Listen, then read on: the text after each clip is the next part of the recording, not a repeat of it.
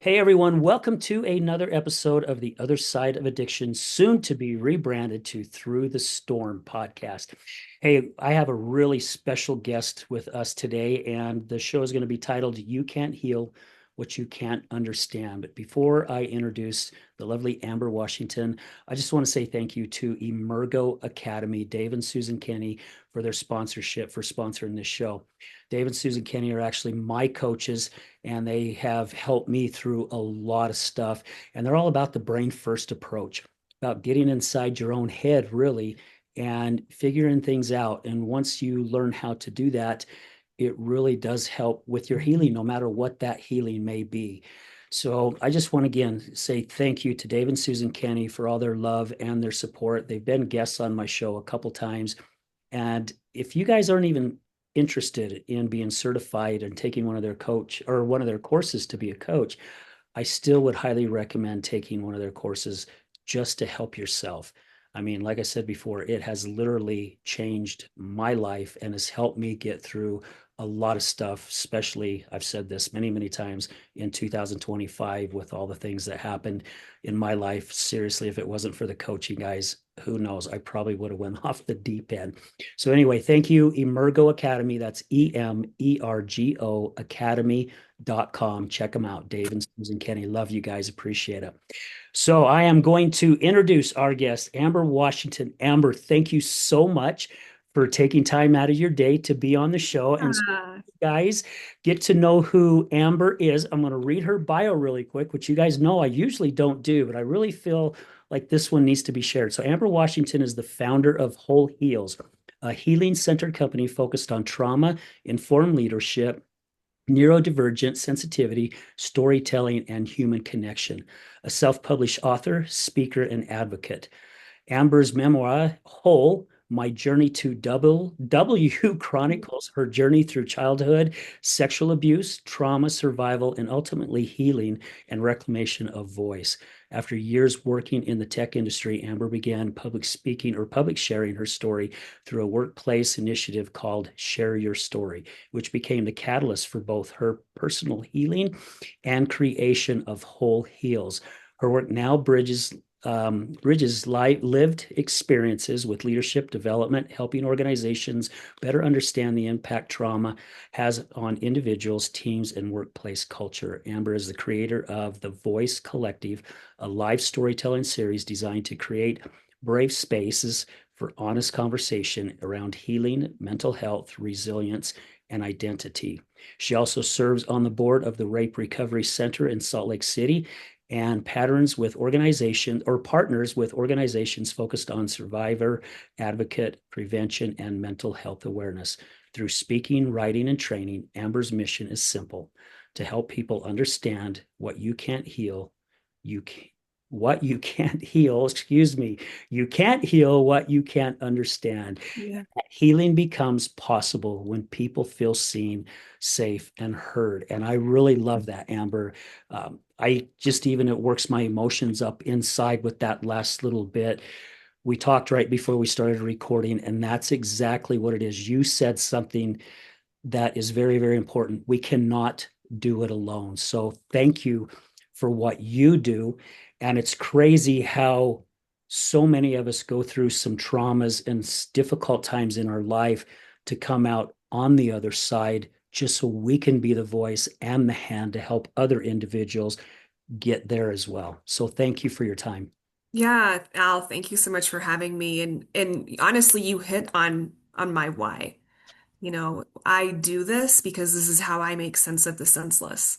The only way that I can come to terms with the bad is what comes from that, and that is so much good that I get to do, that you get to do, that anybody that is giving any type of a platform or avenue for healing, yeah, we get to help each other, and that I don't know. That it makes me very emotional too. So, Yeah, it's very important. I mean, and really the last little bit, you can't heal what you can't understand. yeah. That is so true. I was a guest on a show at the beginning of the year, and my friend asked me at the end of it, she's like, Al, what brings you joy? And I was like, oh my gosh, that's a great question. I've never been asked that question. And I thought, no, I have been asked that question. All this stuff's running in my brain. Okay, what was my answer? Oh, my grandkids playing golf, going hiking, being in God's church. I love being in the mountains. I call that the God's church, Yeah. right? Yep. What Yep. built, it was built by God. Yep. And all of a sudden, I just stopped myself and I was like blank. And all of a sudden, this answer came to me and it just came out just unexpectedly. And I said, for the first time, I am in love with Al Richards. And I get emotional even when I say that because the work Taking I've a been breath. doing since 2009, Yeah. I finally love myself. And I had to go through and understand things before I could get to that point. Yeah. Right? And now I'm able to share more of that love with individuals because of that. Is Yeah. that what you have found with all this work you've been doing? I literally have a line in my book that talks about me falling in love with somebody who is falling in love with the me that Mhm. loves me. I So yes, that made it, I love that for you. I love that for me. When we experience trauma, we inevitably are going to experience trauma responses and behaviors that we probably aren't going to understand. And there is so much shame around, the things that we experience to begin with that we have no control over, right? So much shame just in that. And then the shame is amplified through those trauma responses behaviors that are very natural and normal. But again, we don't understand that, especially if we're young when these things happen. And so for me, and it sounds like for you, Al, I spent a lifetime hating myself.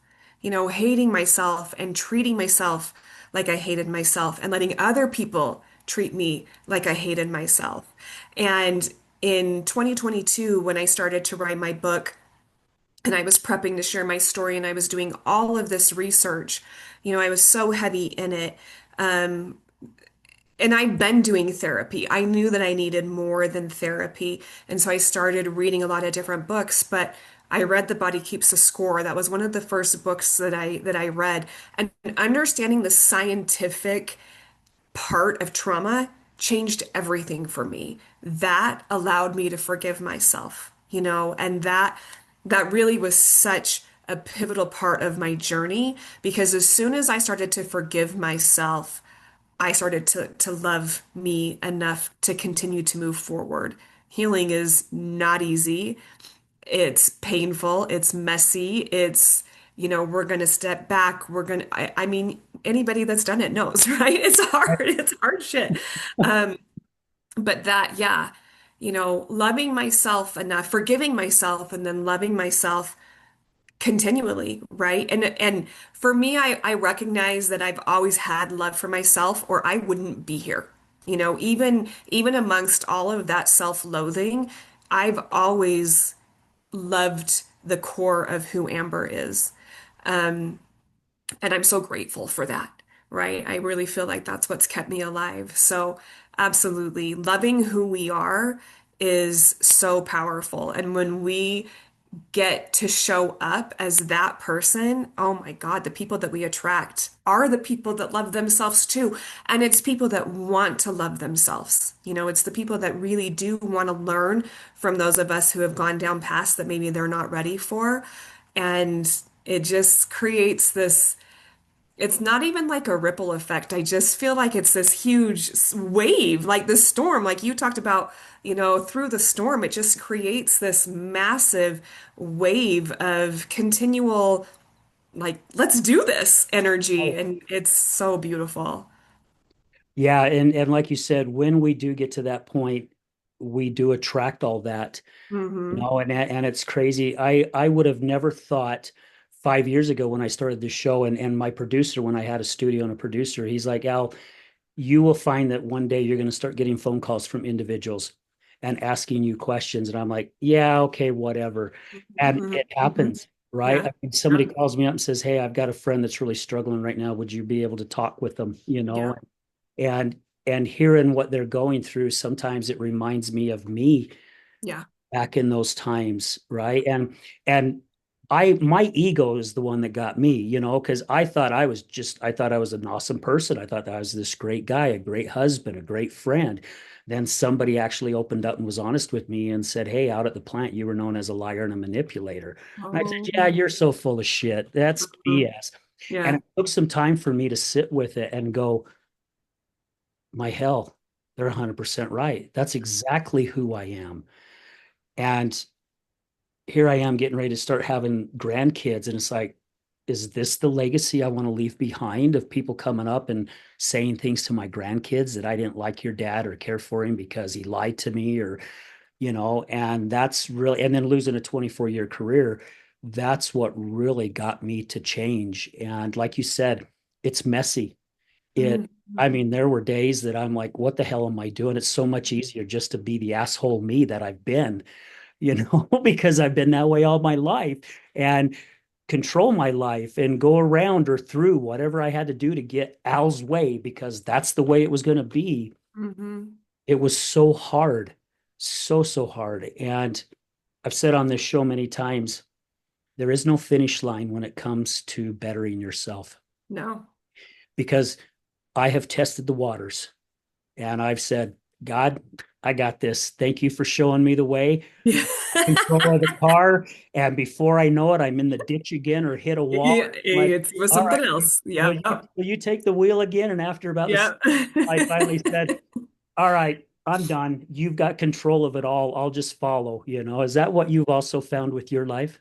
Yeah, yeah, definitely. I for the longest time I didn't feel like I could write my book because I felt like I was being hypocritical with the title being Whole My Journey to W, like I'm not whole, I'm not healed. I can't write this until I'm healed. And it was so funny because as I started to write, my first draft was just getting everything out. Just putting it on paper and getting it out. And as I get to the very end, I'm like, oh my God, like, hello, it's called Your Journey. It's the journey, and that was just a huge light bulb moment for me. Like, no, we're never, how can we ever be healed when life is constantly happening? Because we have no idea, we have no idea what's coming in the experiences of things that we haven't experienced yet. What I've also learned in this journey out is that we also don't know what's going to happen that are going to trigger things that have already happened for us too. And so even though I feel like I'm very aware and educated around trauma now, I'm constantly learning that I don't know what different situations, people, things I'm going to experience that might trigger something from my past. The difference for me is that I'm handling these things so much better. And I am not perfect. I am not perfect. You can ask the last guy that I dated. I see, I'm not perfect at all. But the self-awareness, I love that you mentioned that because the self-awareness, the ability to actually go inside of that ego and see ourselves the way that others see ourselves, be able to face the things that we don't, that we don't even necessarily always know about ourselves, right? But to say, okay, like here's the uglier sides of me. And if I don't want to be that way anymore, that goes back to the whole theme. I can't change what I don't understand. So what am I doing? Where does this come from? That because it's not really just about recognizing it, it's then understanding. And this goes back to my time in tech and I love this analogy, but it's the root cause analysis, right? When something goes bad in tech, the first thing that you're going to do with software is create a support ticket because you want to understand where the problem has originated from, right? And for me, that's the thing that I've really seen with people, with human behavior, is that it's either going to stem from trauma or it's like, and that's the neurodivergence piece, right? Or it's our biology. And sometimes it's both too. But people don't just behave ways just because. Absolutely. 100%. I heard someone a couple months ago, I think it was in a video that I watched that says there's no such thing as trauma. And I'm thinking that's impossible. Because Dr. Gabor, he talks about most of the time, even especially with addicts, the majority of them, there's something that happened in their life. Now, maybe they don't understand what that is because, right, Yes. subconscious brain can bury it. Yeah. I learned a lot of that even from my past wife, who passed away last year, that So when sorry. she was going through some of her therapy, some things finally came out that Yeah. she had completely forgot. But Yes. like you said, the book, the body does keep the score Hmm. and it holds it in. I mean, how someone can say there's no such thing as trauma, that it's just like a fake emotion. It is not. It's an emotion that God gave us. And not meaning that we have to stay in that trauma. No, no. However, but it does dwell inside of us and it will stay there. But like you said, with the triggers, we learn certain skills to help us kind of compound it a little Hmm. more and know a certain direction that we can go so we're not living in that space and letting it take over like it has the majority of our life. Yeah, well, and that's the difference between victim and victimhood, right? Like it's interesting because going back to the whole conversation around trauma absolutely exists. I would fight that person. Um, but for the longest time, I felt like I couldn't be a victim because you hear all of these very negative things about victim and people, oh, you're playing the victim and you're sitting in your victimhood and all of these things. And yes, that absolutely exists. But for me, one of the other paths towards healing was me, and this goes back to me forgiving myself. I had to let myself be a victim because for me, I wasn't ever treated like a victim and not for the length of time that I needed to be, right? It was, oh, this thing happened to you and we go to court and now it's done and we're never going to talk about it again. Well, I needed to talk about those things. I needed the people around me to validate what had happened, and that isn't just one moment of recognition. It's if I need to talk about it or if I'm exhibiting behaviors, like help me through those things. And so I really take the stance now of you can't be a survivor if you were never allowed to be a victim in the first place. And for so many victims of childhood sexual abuse, we internalize all of that. Especially when it's familial and either it was never dealt with, it was denied, or if you were silenced, if you weren't validated, then that's how a lot of us handle it is, oh, this it wasn't supposed to affect me. It was just normal for us. That's all that we knew. And so for me, because of the sexual abuse that I experienced, and then I also was raised in a very high demand religion, it's very shame-based and fear-based. I just took the stance of, well, then I'm just a bad girl. And if I'm a bad girl, then I'm going to own that shit. I mean, it could have been 10 times worse, but trust me, I gave my parents a run for their money. And and then that leads back to the self-loathing, the self-hate too. Every single time that I did something, I just blamed it on myself and that I just am bad and that's who I am and who I was meant to be and who other people thought that I was too. So allowing myself to be a victim meant that I started my healing journey with little me. So one of the next books that I read was No Bad Parts, Internal Family Systems by Dr. Richard Schwartz. And that is a lot of workbook work throughout the book where you're sitting in meditation and you are sitting with your little self, and really recognizing that all of the different parts that show up in us are there for a reason, and I really had to sit and be grateful for the anger because I learned what a protector that was throughout my life, and then I had to address the shame and understanding where all of that shame came from. So anyhow, I forgot what you asked me, and I apologize when you Oh said we're no, going to go on you hit on it. squirrels. Keep This going. is me Yeah, going on a squirrel. yeah, I love it.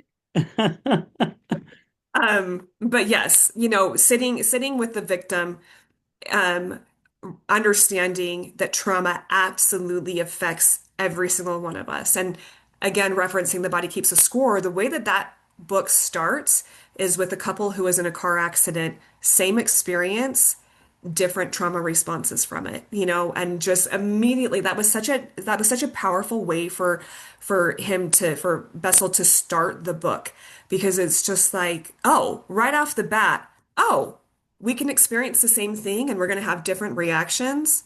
Tell me more about this. I learned so much. Yeah. And I love that you said that because I have found being involved in the recovery community, I have found that same thing in the community, right? It is a good community and it's a strong community and a lot of good people. Yeah. However, there's also people in the community that are shaming other individuals because of how they do their recovery, Yeah. right? And it's you just touched on it right there. Same car accident, but they looked at it in two different ways. So it's Yes. it's the individual. Just because so and so took AA and it worked for them doesn't mean that I can take AA and it's going to work for me because No. of whatever trauma response or whatever I've got going on or whatever my life was like. Some people may have to use medical assistant treatment. Some people may have to use a holistic approach. You know, Yeah. it doesn't matter. And that's why I really feel like this even has to change, right? Because shaming people's keeping them right in that same spot. It's not Yes. allowing them to get out of that damn box. No. It No. keeps them there. And then you also touched on something too, and I just got God bumps even thinking about it, is how it's that hamster wheel. We Yeah. continue to get on that hamster wheel. We think we're going somewhere, but we're not because we react and then after we react, we feel shameful for reacting. But then to counterpart it, we'll react again, just so Yeah. we feel shameful about it again. So we continue to add the Legos on top of one another. Yes. One day it just finally collapses because there's no support for it. Yeah. Yeah. Yes. And it's incredible to me the way that we treat each other as human beings. If we were better, we wouldn't we wouldn't be having this conversation to begin with, right? Yeah. Um, but the the shame that we put on other people is just, to me, it's projection, and it's us not understanding how to get out or to how to get off that hamster wheel ourselves. It's easier to look at other people and to blame or to point fingers and put the attention on somebody else rather than to look within ourselves and really to do that work because it's scary. It's scary, but I just will never forget, 2022 was such a pivotal part of my journey because, like I said, that's when I started writing my book. It's when I really started publicly sharing my story. And so I was doing all of this research and, I was having very visceral reactions because my abuse began at a very young age and I disclosed at a very young age as well. So my story has been known, to plenty of people my whole life. But again, I kind of reference we didn't really deal with it. My grandfather admitted to it. We went to court. He never sat a day in jail. We continued to see him. And I really wasn't allowed to talk about it.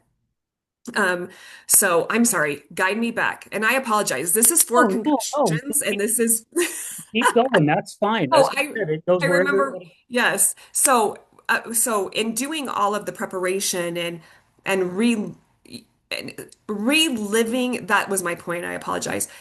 I'm reliving things that I've been familiar with, but not at this kind of level. Like I am really digging deep. So I have gotten court records at this point. I have referenced journals. I'm talking to my mom and my grandma, who are willing to talk about different things at this point.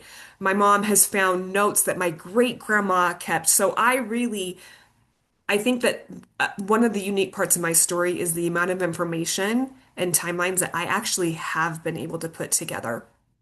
Mm. But in doing all of that, it's creating these visceral reactions, right? I had chronic diarrhea, I had chronic migraines, I had a point where my back seized and I was in bed for like a week. I was getting sinus infections, which I happen to have right now. So all of these different physical manifestations are compounding on to the mental and the emotional part that is already there anyway. But I remember just having this visual picture of a fire, and knowing that I was standing on the edge of the fire, and I think that we would liken this to your storm, and just standing right there on the side of this big storm, right? And knowing that as I go through it, it's gonna burn, it's gonna hurt, and I might not make it. I knew that at that moment. I knew because of how my heart was feeling and just different things. I was like, this might kill me. But I said to myself, like, it's killing you anyway, you know? And on the other side of this is the most beautiful life you have ever, and more than I could even, I could not picture the life that I live now. I couldn't. I knew it was better, but I had no idea that it was going to be this, me getting to help other people and me using my voice and me being so proud, But I just remember thinking, like, I can either stay on this side of it and I can hurt and I can whittle away over here, or I can walk right through it. And I chose to walk through it, and again, now being on the other side of it, I'm so grateful for that choice. But man, it's it's hard, but it's the same thing. I mean, life is hard, right? Yeah. Addiction. Do you want to stay in your addiction? That's hard. Or your addiction, that's hard. Do you want to stay, in overweight? Because that was a choice I had to make. Do I want to stay here? That's its own kind of hard. Which hard do I want? Well, I'm going to take the journey where I have to look really deep inside myself and I have to be willing to confront, other people and situations. And I've got to be willing to set boundaries and I have to be willing to cut people off and all of these things that once I stepped into that fire, I did. Yeah. And thank you for opening up and something you just said about, stepping deep inside ourself. That is the fear that I would say all of us go through that Yes. keeps some of us still stuck. Yes. Right? It's that fear of unfamiliarity. Yes. Can this really happen? I mean, I've been going through that here in the past few months, actually the past couple of years, of being certified as a crisis and recovery coach. And, it's like, can I really help somebody? Can I Yeah. really do it? And I've just kind of really stepped lightly. And now just the way things have been going, it's almost like I'm being forced to from a higher power, right? All the signs are hitting and everything's going. Mhm. Again, it is that fear because, how many mostly women, but even with men, how many of them stay in a very bad relationship because of that fear of, can I do this alone? Can I get out there by myself? Well, I'm familiar with this. I've learned how to kind of protect myself, but yet also what you said, which is so, so true. All this stuff is building up inside of us Yeah. and it is tearing us down. I mean, I kept my secret about my 8-year weekend alcohol and cocaine use. I kept it a secret for so freaking long. Even when I started this show, I said before we recorded that I get vulnerable with the guests. Yeah. But in all honesty, Amber, when I first started this show, I wasn't sharing any of that. I was sharing my wife's issues with her alcoholism, but I wasn't sharing anything about me, Oh, wow. and one day I finally did. I finally opened up and literally my wife walked into the studio when I was doing it and her chin about dropped off hit the Yeah. floor because she's like, Yeah. "Oh my gosh." But I had my guest co-host actually interview me because our guest didn't show.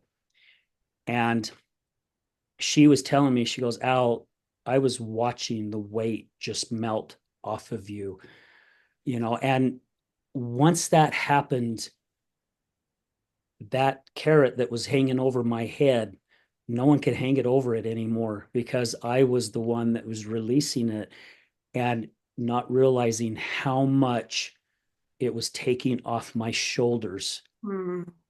And even though I had done that growth work, throughout all these years, I was still stuck in that because of also that fear. What are people going to think? Yep. What is my mom going to think? And even at our Healing Utah Success Summit, I did my talk on it. And my aunt and uncle and one of my best friends and my mom was in the audience, and it's the first time they heard me say it. That makes me so proud of you. So it was like, here I go, it's It coming out, is. because I did finally realize, like you said, it is so much better on the other side. Life, not saying life still don't throw shit balls at you, No, because it it does. does, it throws a ton of shit balls at you, but sometimes we can dodge them, and other times it hits us square in the face and it's nasty, it stinks and it sucks. But yet we've got the tools there now to help us get through it, right? Yeah. And learning how to also touch on these emotions is learning how to sit with our emotions and getting to the point, and I'm pretty sure you touched on it here just a little bit ago about understanding it, Yeah. understanding the role behind it, and going, what can I learn from this? But again, the trick is not to stay stuck there, but to still go through your emotions and feel them. We're the only animal on this freaking planet that take our emotions and just freaking wrap our arms around them Yeah. and just keep them. And we're going to lock them in and we're going to hang on to it and make our life as miserable as possible. When you watch nature and animals, other animals out there, they go through it and then they shake it off and they go about their freaking day, but not us, Yeah. man. We hang on to it. Right?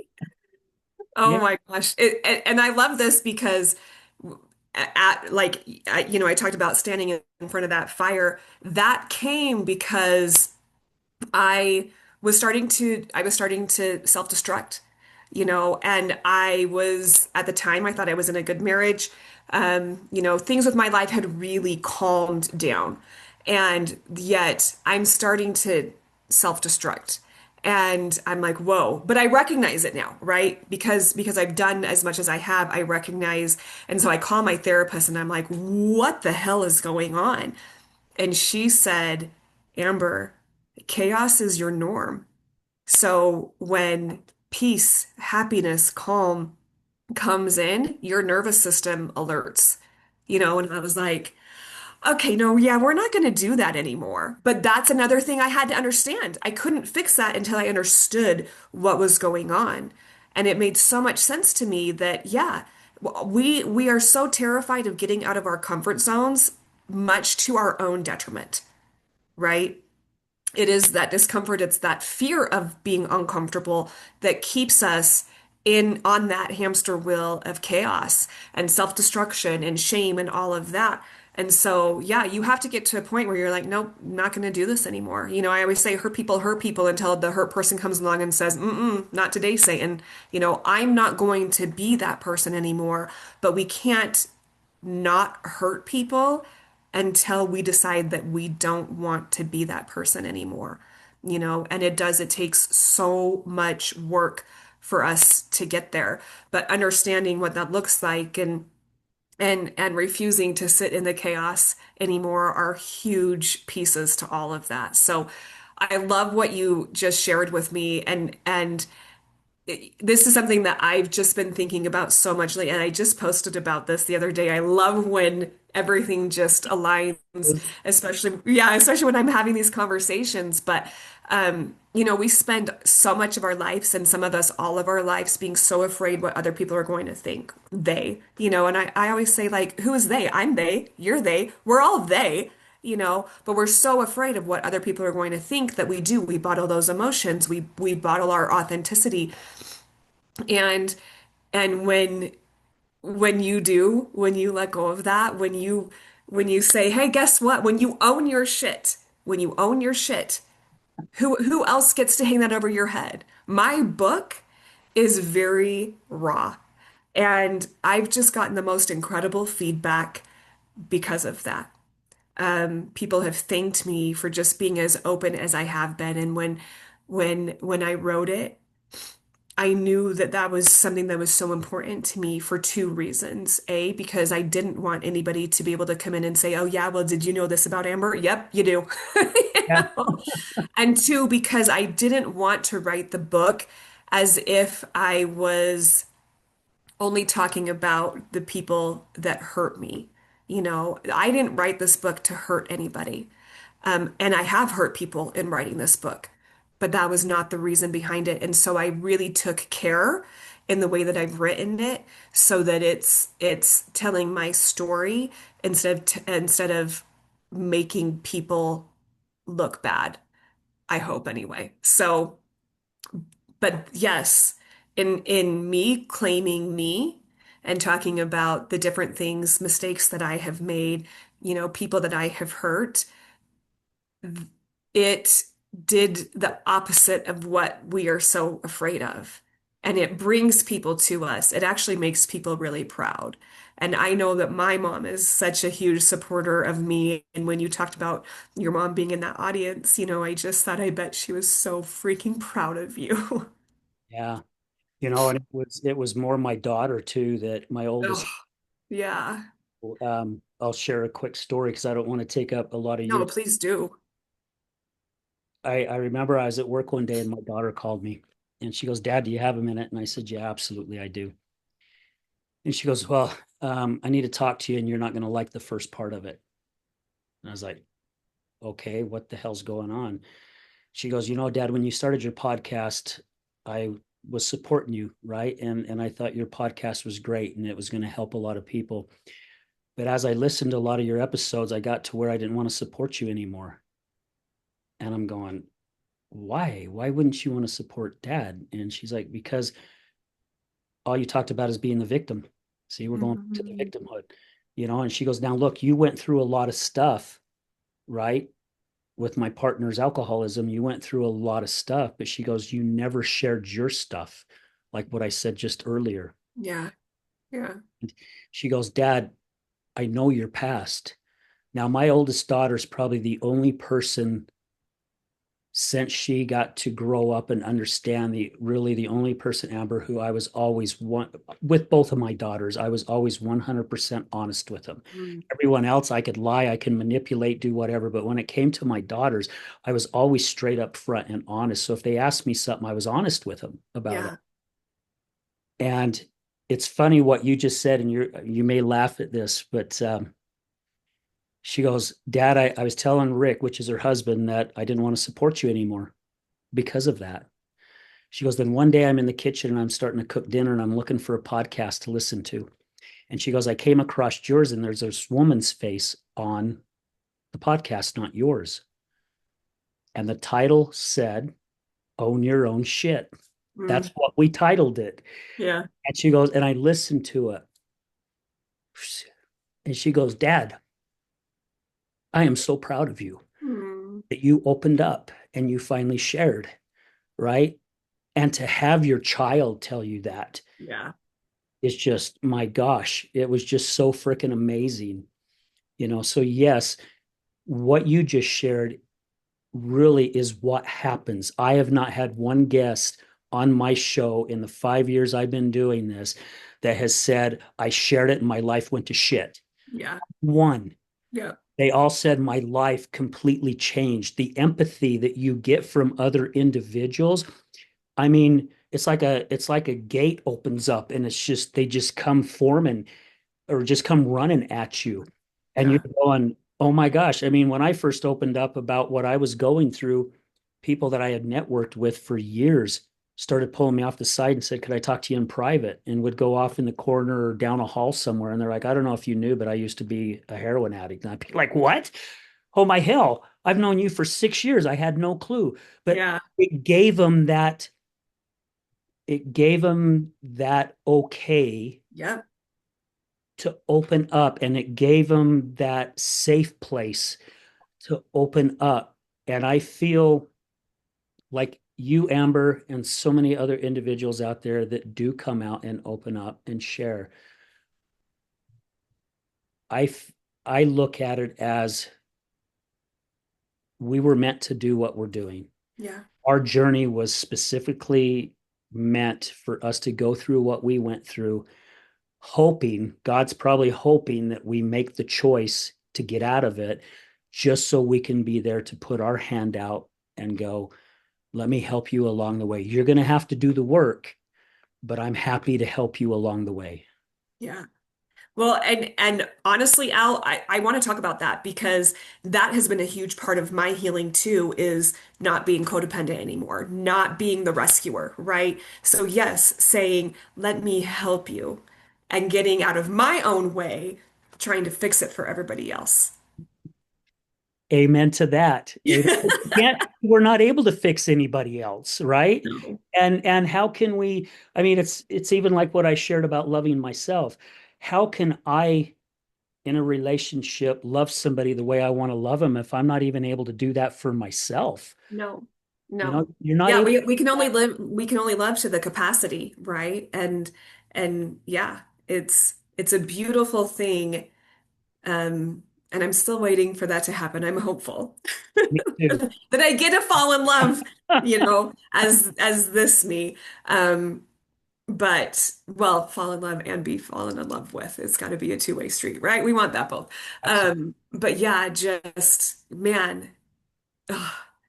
I just love having these conversations and I love every single time that I talk to somebody new, it just validates, affirms, gives permission to hold space for everything that I've ever been afraid of in my whole life,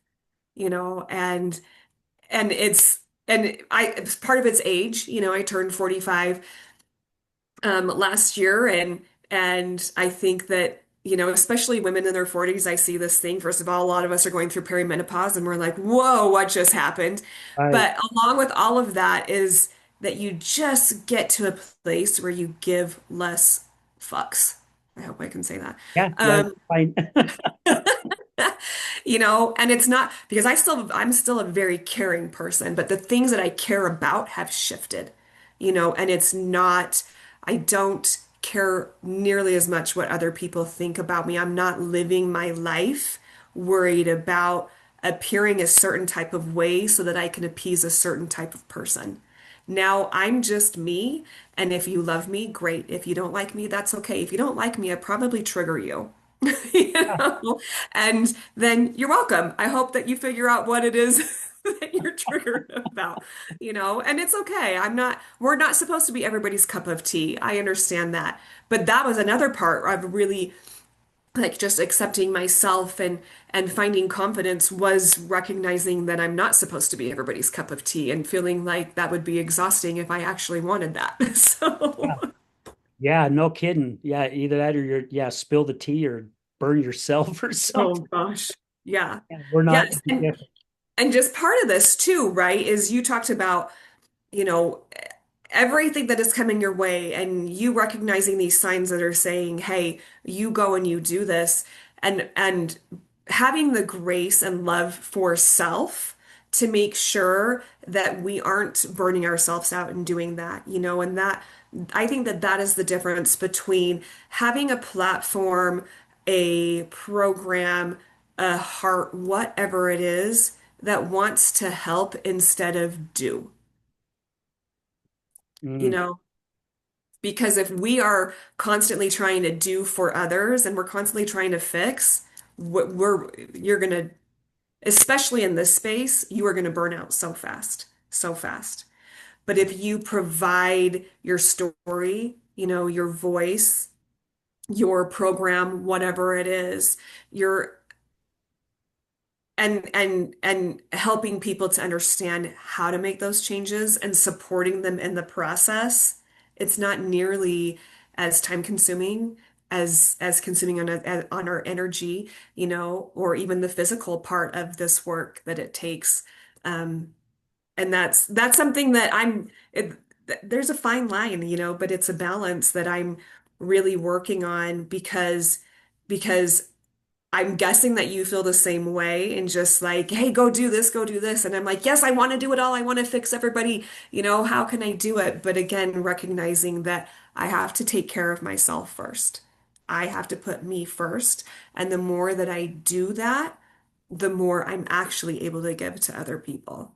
yeah, amen, 100%.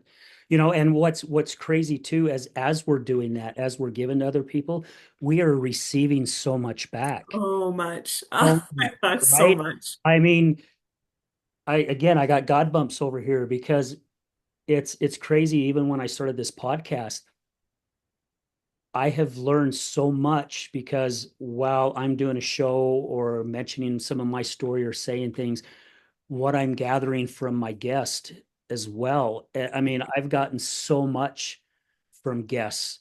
It's like, oh my hell, can I use that? Can I take that too? And Yes, it's like that's is why we share it. I remember exactly. asking Yeah. somebody once when I was first thinking about public speaking and talking and things, and I asked the individual, I says, is it okay to take stuff from somebody else? And he's like, well, we all do. Yeah. He's like, Yeah. I've taken stuff from Les Brown. I've taken stuff from Tony Robbins. I've taken stuff from Brene Brown. We all gather people's information and we use it because why? Because it works. I mean, it helps us, right? And there are some things it's like, nah, I'm going to toss this one off to the side. It doesn't fit with what I'm aligned with. Yeah. Later, you may go back to that as time goes, but at that time, it may not fit, which is fine, but to be able to become your own self and go in the direction that you feel like you're being led to, yeah, I think is very important. And again, I love doing this show. I mean, it's 5 years and I'm still not sick of it, but it's Yeah. because also what I Amazing. receive back, Yes. you know, Yeah. from so many of my guests. There's been so many shows where both of us were sitting on opposite sides and we just got tears rolling down because it hit Yeah. so hard, Yeah. you know, because Yeah, we, these conversations are beautiful, and that's what healing Mhm. is it's different for everybody, and so it is. It's taking bits and pieces that you hear from other people, and finding out what works for you. So it's so important that we do take from other people. That's how we learn and grow anyway. Um, but the understanding that healing isn't linear and it's going to look different for us all is a huge part of it too, because I think that um I just feel like for the longest time that I just thought, oh, it shouldn't, oh, I'm in therapy, so shouldn't I be okay, or I'm in a good relationship, shouldn't I be okay? It takes so many different things, and when we share what has worked for us, people are going to hear, different pieces of that are going to try and if you're trying, you're healing. If you're trying, you're healing. Um, but yeah, it's such a beautiful process and something that I've been so grateful for because like I said, for me, I wanted to educate myself. So that started with reading, scientific books and understanding trauma. And then I was reading different memoirs. I wanted to see how other survivors told their stories. And it's just been this snowball effect of every single time that I have a conversation, I learn something from somebody else. But one of the most beautiful things that I've experienced in writing my book and sharing my story is the people that it has reached, because I really felt like when I wrote this book that it was going to be female survivors of sexual abuse that were going to read the book, right? And that were going to relate to it. And there definitely are those that have read it, but um, any book that I can track, so anything that really I sell myself, or books that I sell myself, or people that contact me and tell me that they've read the book, as I've tracked who is buying this book, who is reading this book, it is everybody, Al. It is from, 16, 17 through their 80s. It is men, it is women, it is people of different cultural backgrounds. It's just everybody. And that has been so cool for me to see that. I did a book signing at Barnes and Noble, and the first two people that bought my book were older white men, and I just was like, what? But the feedback that I get is that even if people haven't experienced childhood sexual abuse, that's where my story starts. But because of that root cause, right? That root trauma, everything that happened in my life throughout, I've been divorced, married and divorced twice. I was also sexually assaulted as an adult. Um, I just, family relationships, careers, like so many different things that like there's something in my story that I think that anybody, you could read it and you could find something to relate to. And so I also think that that's the beauty of sharing our stories is that a lot of times we'll set out thinking like, yes, we have a keynote, right? Okay, here's the topic that we're going to hit. And that there's different parts of our story that are going to hit different people. And we just never know. We never ever know who is listening and how people are going to be impacted. And it's beautiful when they share with us, how our story impacted them. Yeah. Yeah, it definitely brings a light into your soul. That's for Oh sure. my gosh. Someone. Yeah. I feel like that light shines through my face. Like literally, you can see. It is. It's amazing. How do you do that?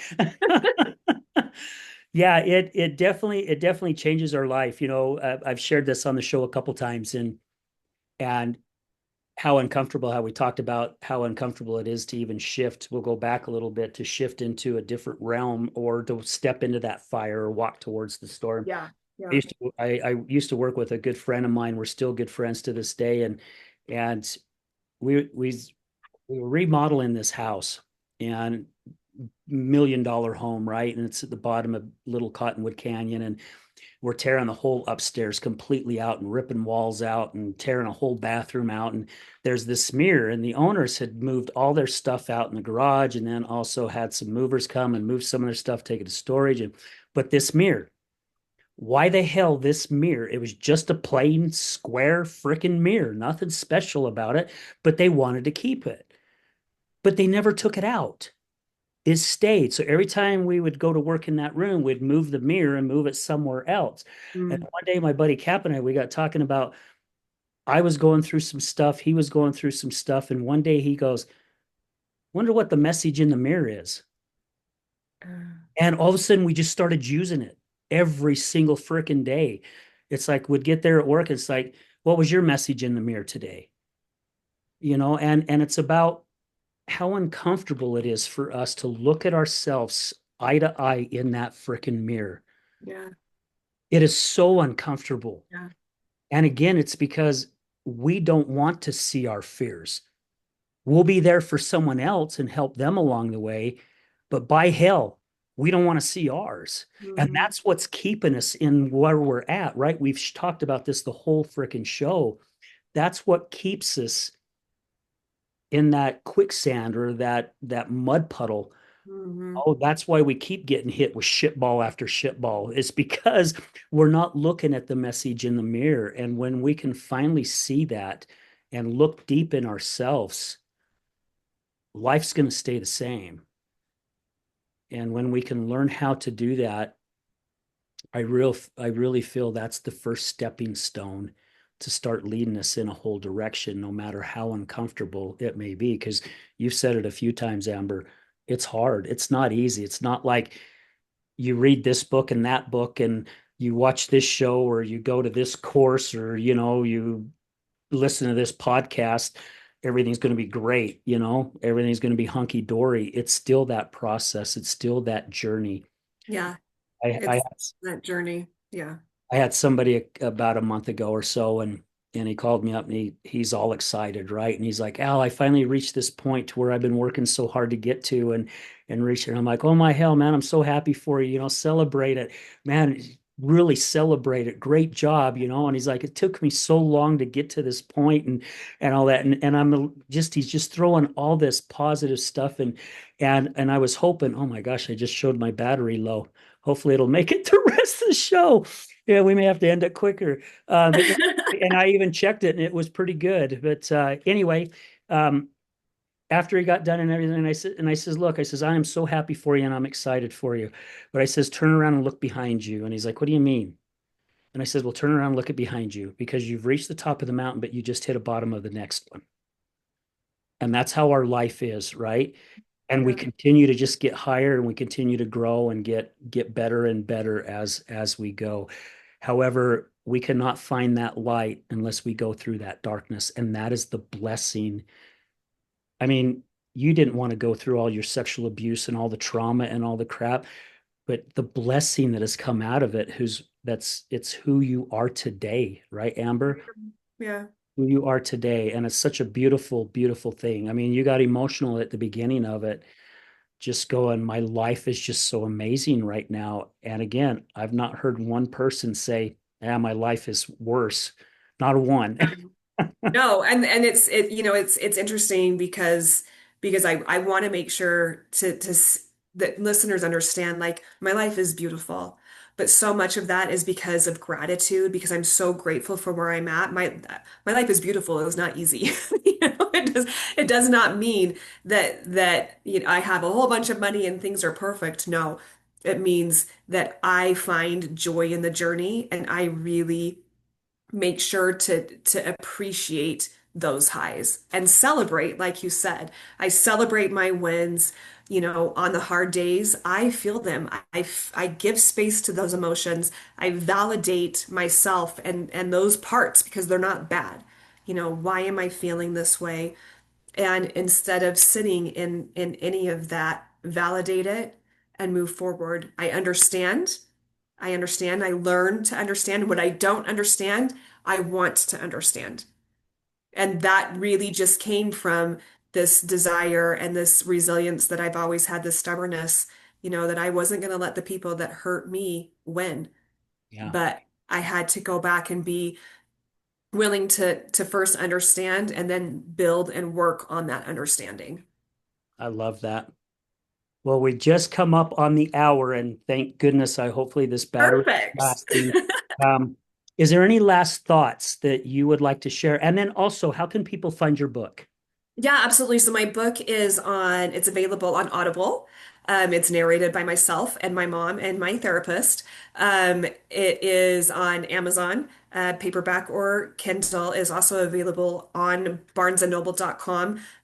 You can Google, you can find it in so many different places, but also, I mean, if anybody wants a signed copy, I've got copies. They can find me on social media, Instagram at The Listening Lamb or Facebook at Amber Washington. Okay, I love it. Would you be sure to please email me that stuff to make sure I get it right Yeah. and I Yeah. post so I can put it on the comments so Yeah. that way people when they click on it they can go right to it because I learned very very quickly I'd write it down or just hurry and listen and then I'd end up doing a typo and then it's people would like, hey, I still can't find it. Well, it's because I Yeah, no, I'd be commented on happy the to. comments. Yeah. Amber, thank you so much. I mean, for being on the show. And just so our listeners know, Amber and I really, this is the first time we've talked. I mean, other than meeting at the incubator a Yeah. couple months ago. And I remember you said a short little bit, but I got with you afterwards, you and Miriam, and Yeah. drawn to both you ladies going, yeah, I got to ask if you'd be interested in coming on the show. So your energy, what you're doing is working because I knew immediately I needed to speak with you. And Well, it's the glow from my face. that is, I love it.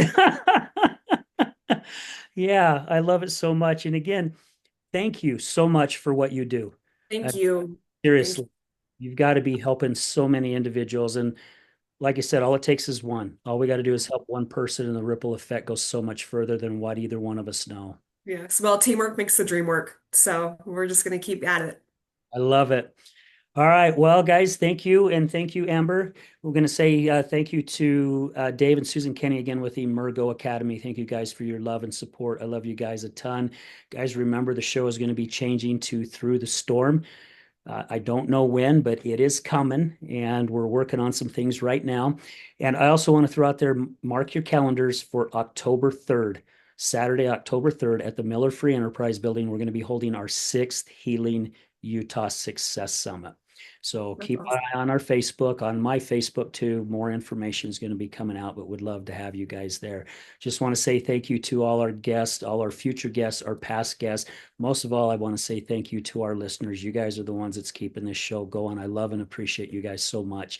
We're going to leave you with this as we do at the end of every show. Remember, addiction is giving up everything for one thing, and recovery is giving up one thing for everything. We're out.